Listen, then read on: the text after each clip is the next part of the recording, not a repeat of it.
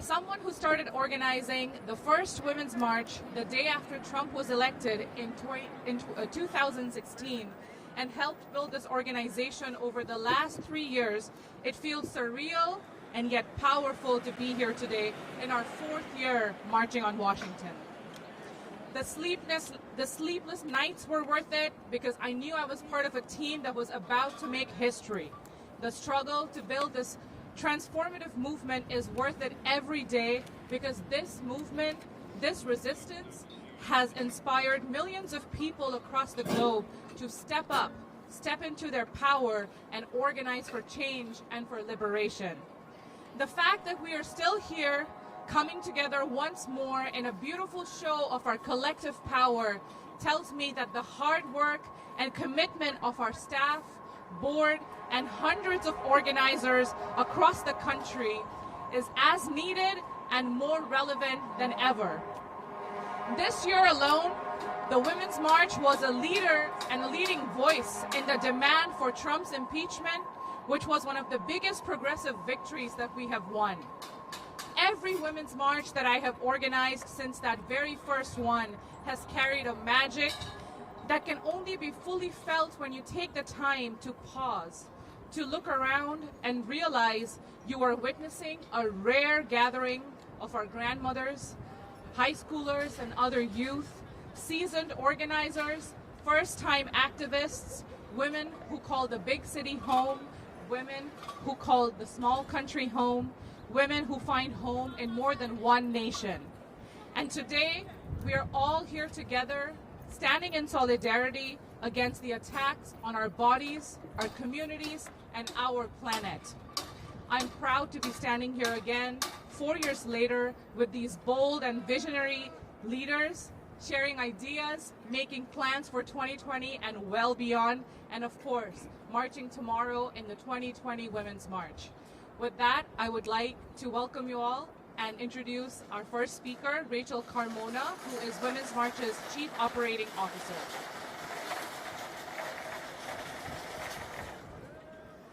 Thank you all for coming today. It's a beautiful day. My name is Rachel OLeary Carmona, and I'm the Chief Operating Officer for Women's March.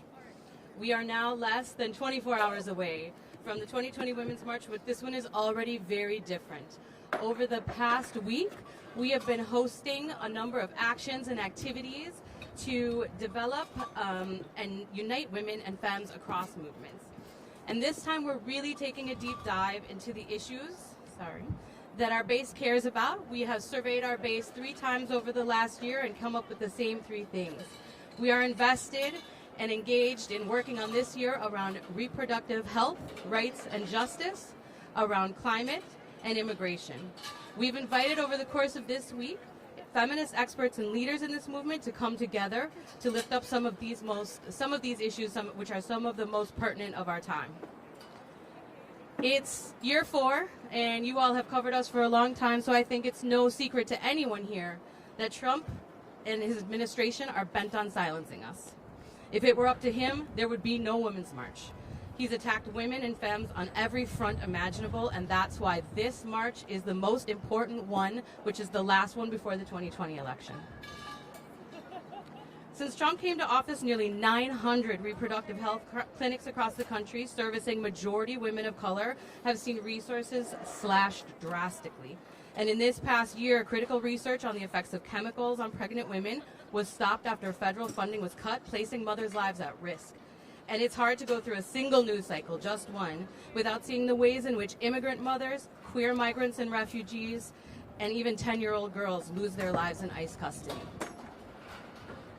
This year's march is more crucial than ever because lives depend on our persistence to live with dignity and our resistance to those who would rather see us disappear. We won't allow anything to divide us or distract us from being the women that make Trump a one-term president. Thank you. Next, we're going to hear from Alejandra Castillo, CEO of YWCA. Thank you. Good afternoon. I am Alejandra Castillo, and I'm the CEO of YWCA USA. At YWCA, our mission is to eliminate racism and empower women. Every day we get up and do the work of justice for girls, women, and people of color in more than 1,000 communities across this great nation.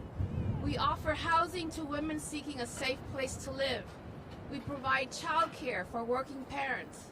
We offer job training to women building their careers and STEM programs for girls exploring the future. Our communities demand justice in 1,000 different ways, and every day, every single day, we get up and we do the work. At this critical moment, we are proud to stand on the front lines alongside the Women's March, Planned Parenthood, Mi Gente, and so many other groups committed to change. For more than 162 years, we've advocated for equal pay, immigration reform, voting rights, and many other issues that impact women and girls. And tomorrow, we will march to raise the diverse voices of women.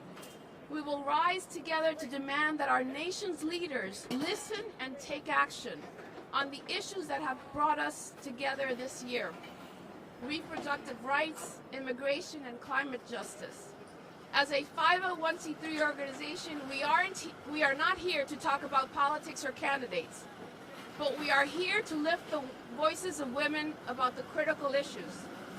We know from our work in communities and from our 3 national bipartisan surveys that we've conducted that women are united, that these issues matter for women and people of color and communities across the country. No matter where you live, the color of your skin, how old we are, or even our political party, women share deep concerns about the future of our families and our communities, and our voices matter. Women are the key of the future, and the YWCA will continue to do the work of justice, to change the power structures that determine our future, because we envision a world of opportunities where we demand equity. We won't stop the work until the world sees women the way we do: equal, powerful, unstoppable.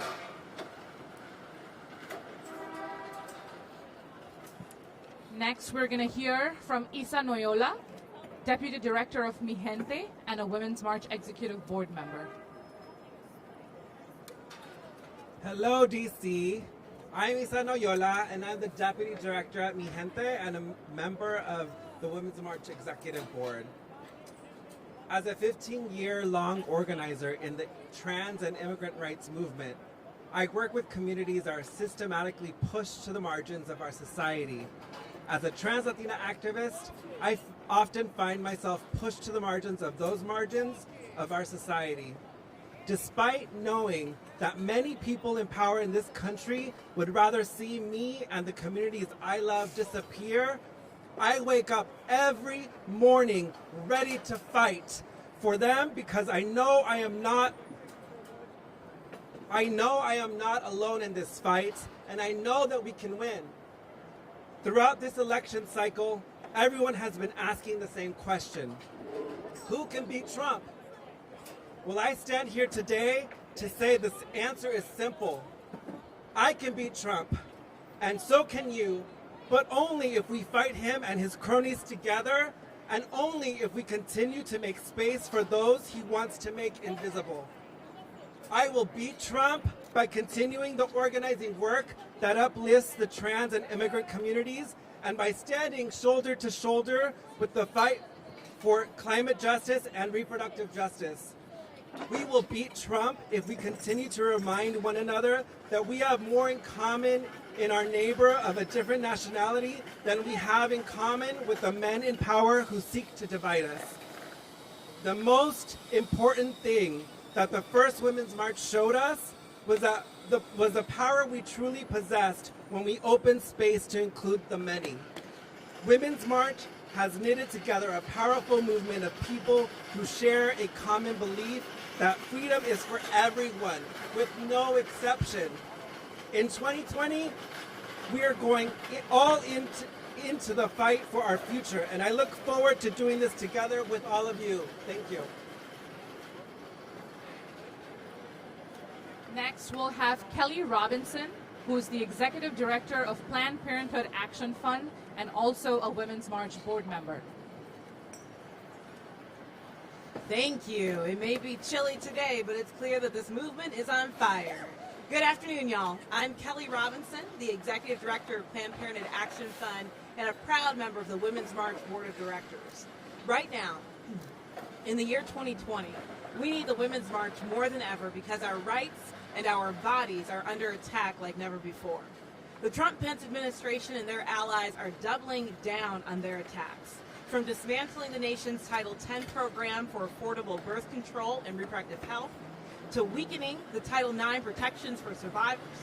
In 2019 alone, states passed 25 bans on abortion. And this year, the Supreme Court is hearing arguments for the first time since Justices Gorsuch and Kavanaugh are on the court. They're coming for us. They're coming for our most basic right to control our bodies, on top of our right to vote, on top of our right to live free from the threat of gun violence, on top of our right to keep our families together and our right to breathe clean air and drink clean water.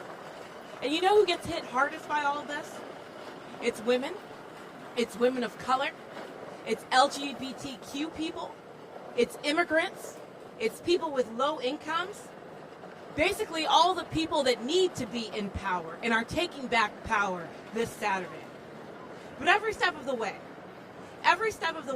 this administration has been confronted with our fierce resistance and the strength of this movement. The Women's March isn't just a day where we come together and take action. The Women's March has become a symbol for our collective resistance to the damaging and discriminatory policies of this administration and their allies nationwide. And after we march, we get to work. Planned Parenthood advocacy and political organizations will run our largest ever electoral program in the 2020 cycle. And I know our allies across the country are gearing up too.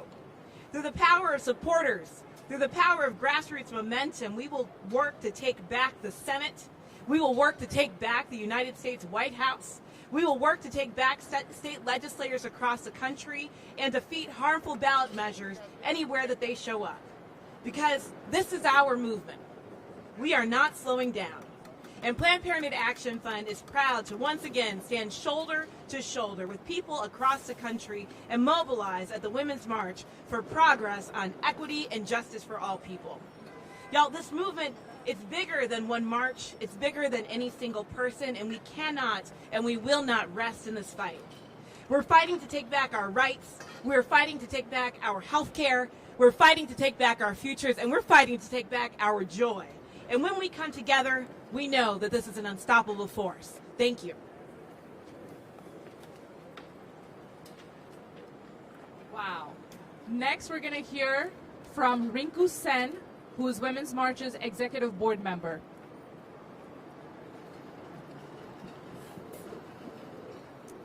Good afternoon. My name is Rinku Sen. I am a member of the Women's March Executive Board of Directors. Just before coming to this press conference, my sisters and I and my sisters behind me were at a convening of nearly 100 feminist leaders fighting for communities across the country. My life's mission has been dedicated to encouraging communities to engage one another at the intersections of our work. So it makes me incredibly hopeful and proud to be part of a team of women and femmes who are creating the space for us to do just that. When this administration was ushered in, it was clear to millions of us that we had a new fight ahead of us. But for others of us, the challenges of a Trump-Pence White House, the challenges that this White House posed felt uncomfortably familiar. For women of color who are already getting paid less than their white counterparts, we knew that our workdays were about to get longer and harder. Differently abled communities who saw themselves being mocked on national television also saw the faces of their bullies in the commander-in-chief. But what felt different was the energy of the millions who came boldly out on Trump's inauguration day to say that we're not going to take it. We came out again in 2018 and again in 2019, and we're here again in 2020. We have a new fight ahead of us, and we are ready to confront it with renewed energy. The administration would have us thinking that a Guatemalan immigrant, a Muslim faith leader, a Southern black woman, a Western indigenous woman, and a suburban white woman, that all of us have nothing in common with each other. Popular narratives and clickbait headlines would have us thinking that a movement of millions was only a moment. But what some people refer to as a moment is the movement that ignited a surge of progressive women to run for office and win. What some people call a moment is the movement that inspired teenage girls to lead the fight to save our planet. What some people call a moment is the movement that impeached a president who swore that he was above the law. This administration and the people who play into its divisive politics are not scary to us. We are not afraid of Trump or Trumpism. The tactics of division are not going to work on us. I won't stand for it. My sisters at the Women's March won't stand for it, and our marchers won't stand for it. We are ready to fight Trump and Trumpism. We are going to do it together because that is how we win, and we're going to fight for our freedom because that is our birthright as human beings. Thank you so much. Finally, we're going to hear from the Chilean collective Las Tesis, who wrote the feminist anthem, A Rapist in Your Path, that has taken the world by storm. Las Tesis, everyone.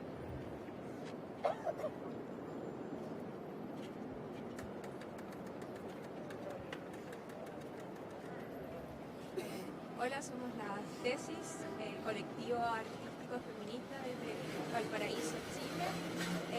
Estamos muy emocionadas de participar en Women's March con nuestra intervención femenina con mujeres y personas de acá de Washington.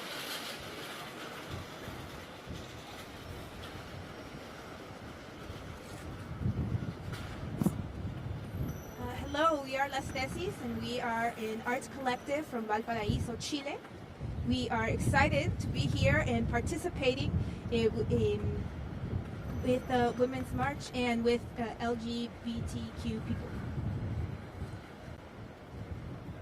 Y nuestro trabajo básicamente consiste en trasladar teoría feminista a la práctica, trasladar teoría feminista a la performance, para desde nuestro cuerpo, como un arma de lucha, podamos finalmente difundir estas ideas y en conjunto generar cambios, ojalá concretos y reales.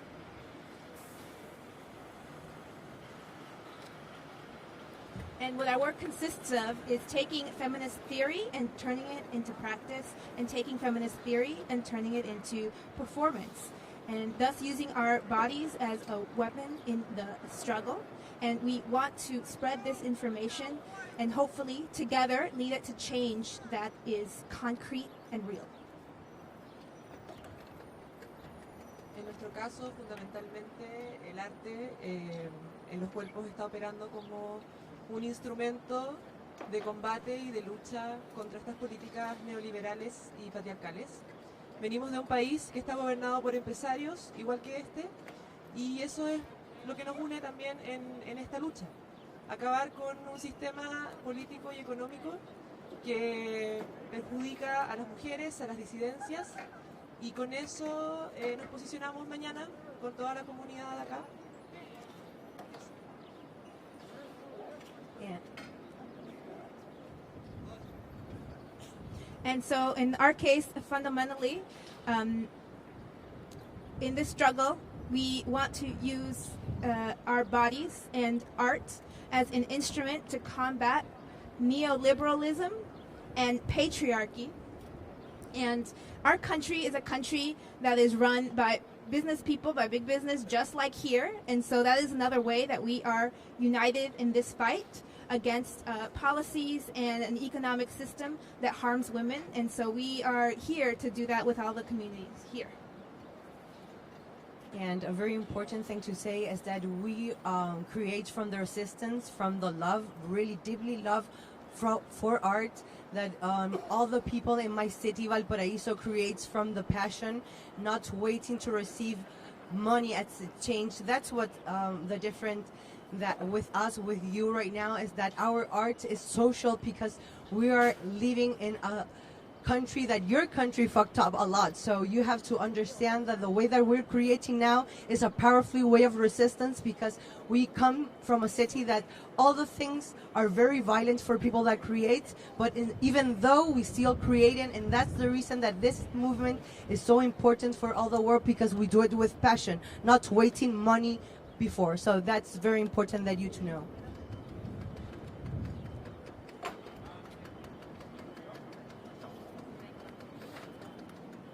Thank you, everyone, for being here. We can take a few questions.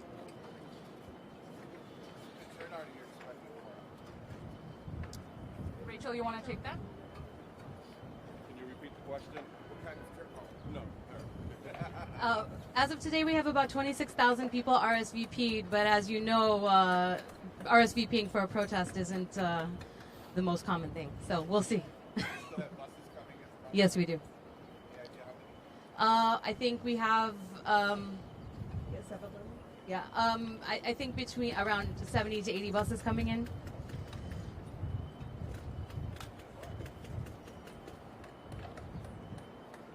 We can take a couple more questions. Well, no one can control the weather, and we're always a little concerned on January 18th, 19th, 20th when our marches have been, but we're hoping for the best, and the communication that we have from our marchers is that they're coming rain or shine. Or snow. Yeah, one more. Yeah.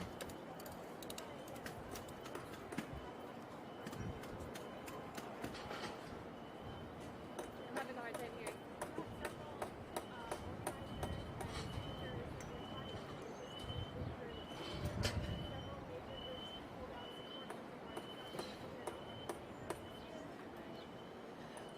We are not having speakers this year, and we are marching with the marchers because we feel like that's where the energy is with the movement.